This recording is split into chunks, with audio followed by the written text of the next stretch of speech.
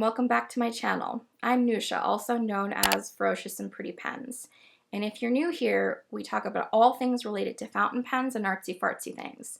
If you're returning, thanks for coming back. I'm glad I didn't scare you away in my last videos. So let's talk about our topic for the day. The Ink-Cyclopedia is something that I developed recently, and it was in an effort to try to keep better track of the inks that I have in my collection, whether it's inks I own or inks that I have samples of, in a way that was meaningful to me, that is meaningful to me. And I get so many questions about this set of books when I post them on Instagram, or when somebody asks me a question about how inks compare. I usually take a photograph of it and send it to them because, you know, I'm so giving.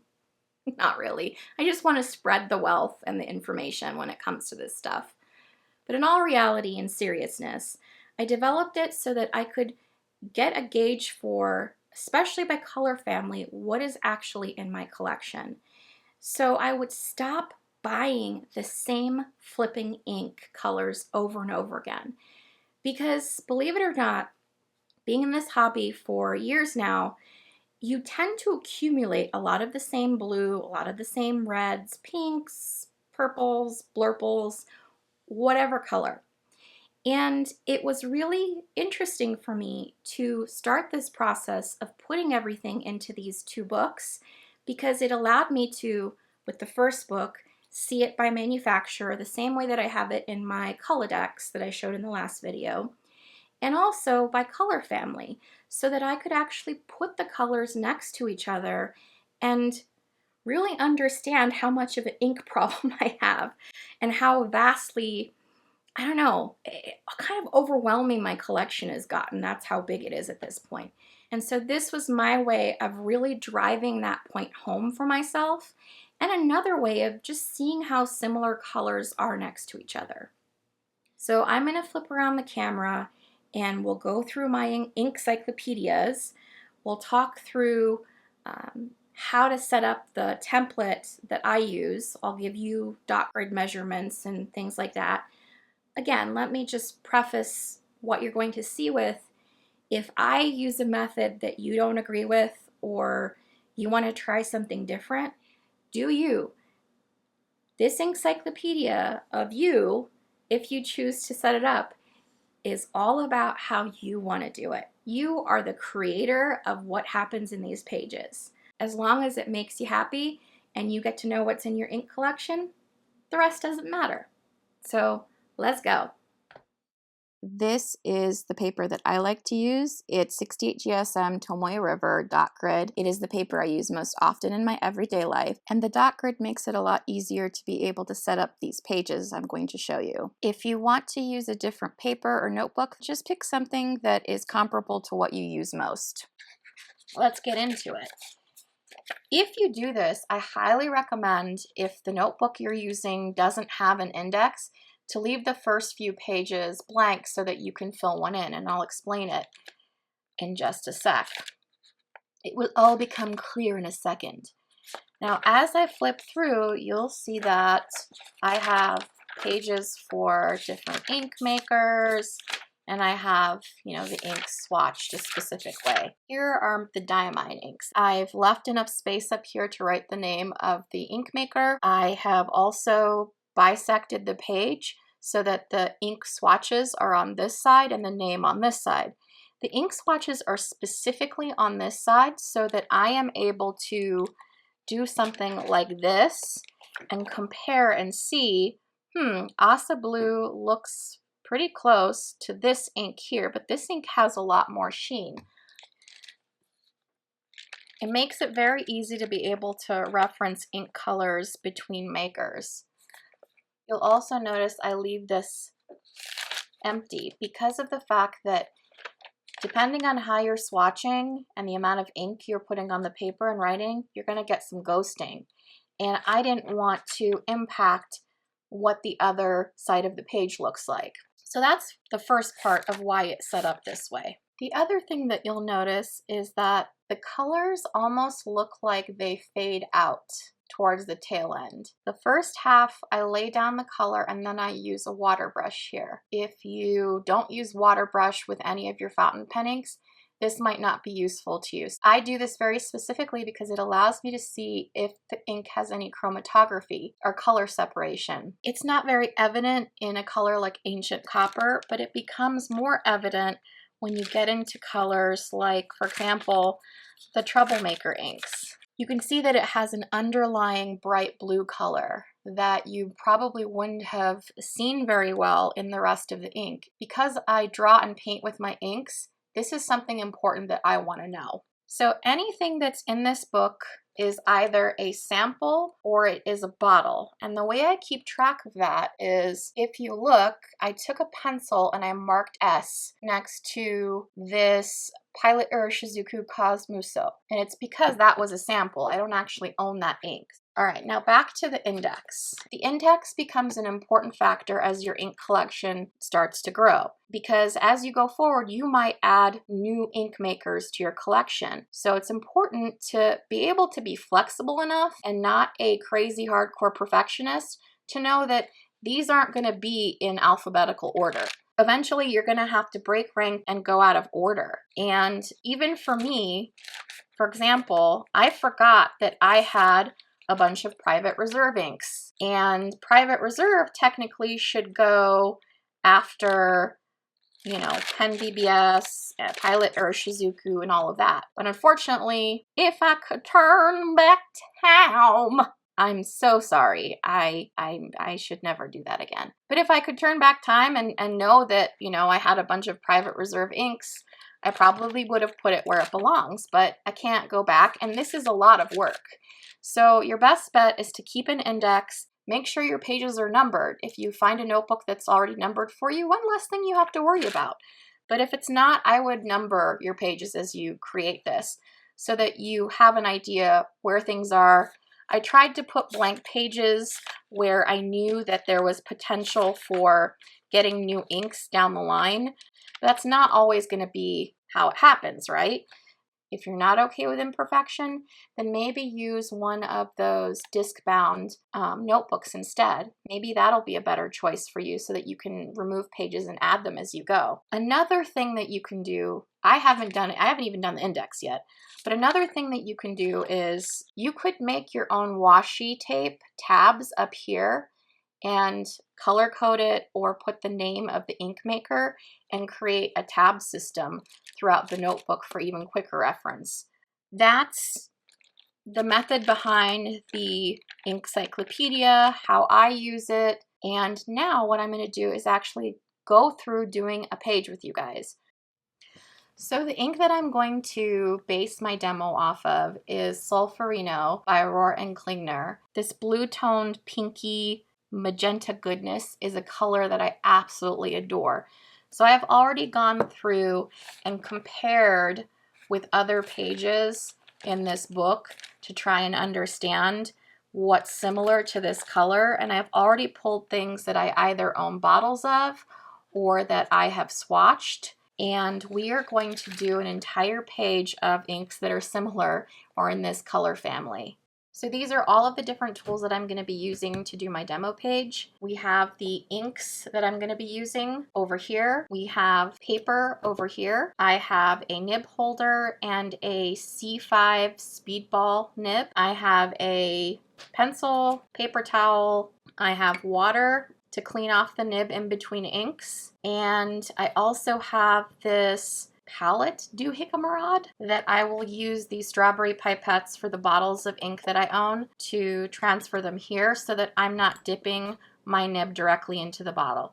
The last thing I want to do is contaminate my inks. This is best practice. If you are using an A5 dot grid, these measurements might apply to you. I recommend taking a pencil and diagramming it out before you go live, just because if your paper has different dot symmetry than mine, it might be a little bit wonky. So test it before you try it, is my suggestion.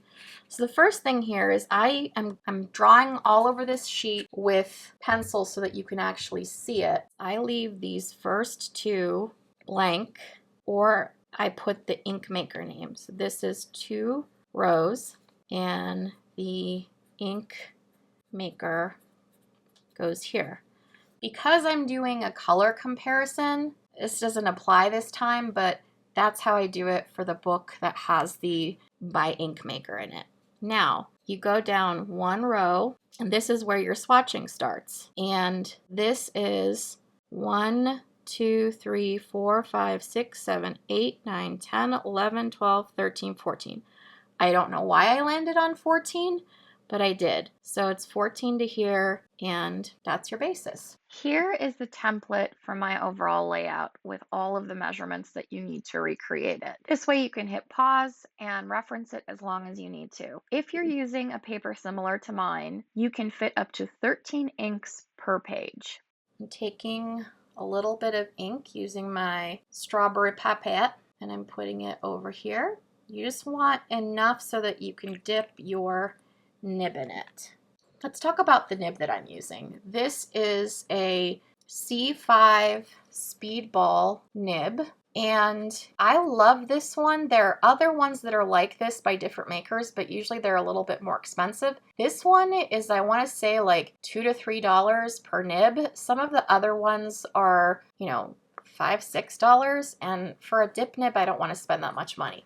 But the reason I like this one so much is because of the fact that it has this overfeed, and it allows you to store and pool ink in here. So it's kind of similar to the effect that you end up getting with a fountain pen. And because fountain pen ink isn't as viscous as ink for dip pens, this is as close as I've found to mimic a fountain pen with a dip nib using regular fountain pen ink without any additives or anything like that to thicken it up. And it's closest to a 1.1 millimeter italic I've found.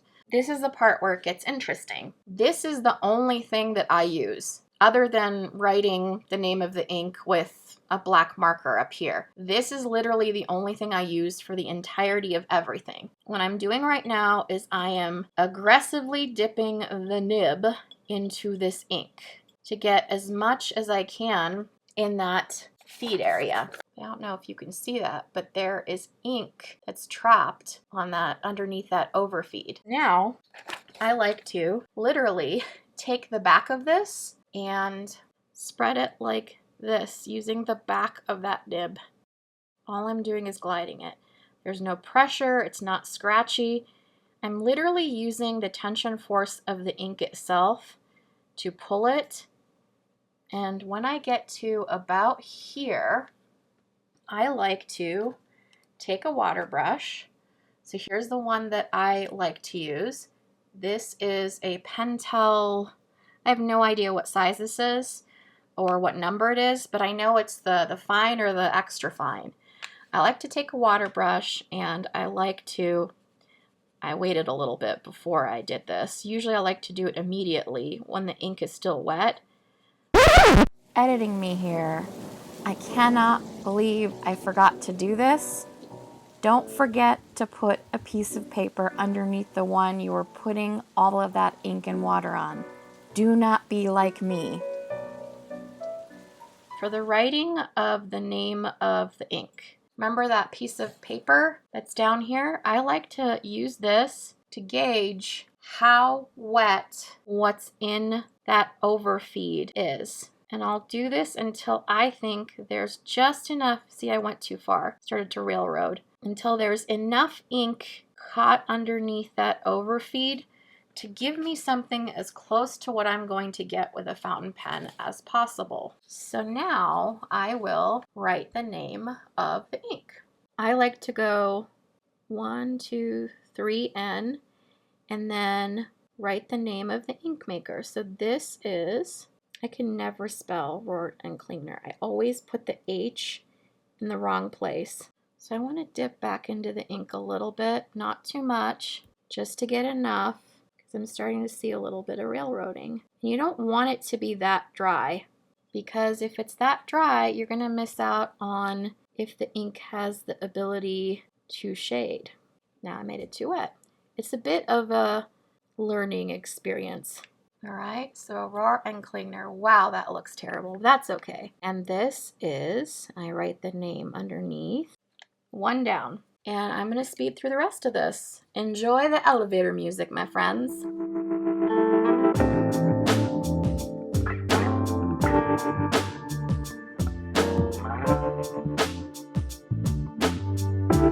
Hey, if you were a hot dog, would you eat yourself?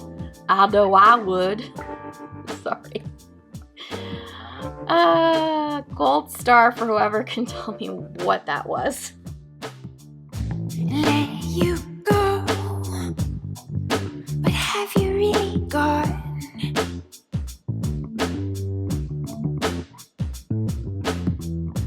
Time moves slow. What are we waiting on? If I'm doing a color comparison for Instagram, I usually like to include at least one ink like Pilot Iroshizuku Yama Budo, or just something that I know a lot of people have, just so people can get a gauge for what they're actually seeing on the screen. This is just my way of trying to make it universal and more friendly for everybody. It doesn't look like I have any exact matches for Rohrer and Klingner Solferino in my collection. It looks like Monteverde, Purple Rain, and Rose Cyclamen had a baby. Or it looks potentially like a more saturated version of the David Oscarson Royal Purple. So you can see there are similar colors, but you know, these two are fairly close to one another. Rose Cyclamen is a little bit more blue tone than Organic Studio Emily Dickinson, but they're so gosh darn close that you can barely tell. Now to see the aftermath of the party that we had. Now I have to clean up. Anyway, there you have it. I'm going to probably erase this up here, take some photos, and throw this page on Instagram so that other people can share in our wealth of ink comparison knowledge. With that said, back to myself in the studio. And that is a wrap, my friends. Thanks for watching. I hope this was useful. If it was, consider giving this video a like and subscribing. I'm interested in hearing from you in the comments. What did you like about what I went over, and what were some of the things that you're kind of like, that Nusha, I wonder about her a little bit. She's a bit interesting. She's a snowflake. I'm a snowflake. Speaking of snowflakes, it's supposed to blizzard like crazy here in Colorado, so I just realized I have yogurt and eggs in my fridge, so I should probably go do something about that. In the meantime, don't forget, keep writing. These are colors that go. This is Stella Star. Gonna look at the camera. Are you gonna show everybody how displeased you are? She's telling you, stop overbuying things. You don't need it. You don't need it. You don't need it. See, look. This is the face that I see whenever I order something. That's a spicy meatball. Spicy meatball. Spicy meatball. Oh. Cheese and rice. That was hard to open. It's too late to apologize. It's too late. Sorry. I might cut that out. It was so bad.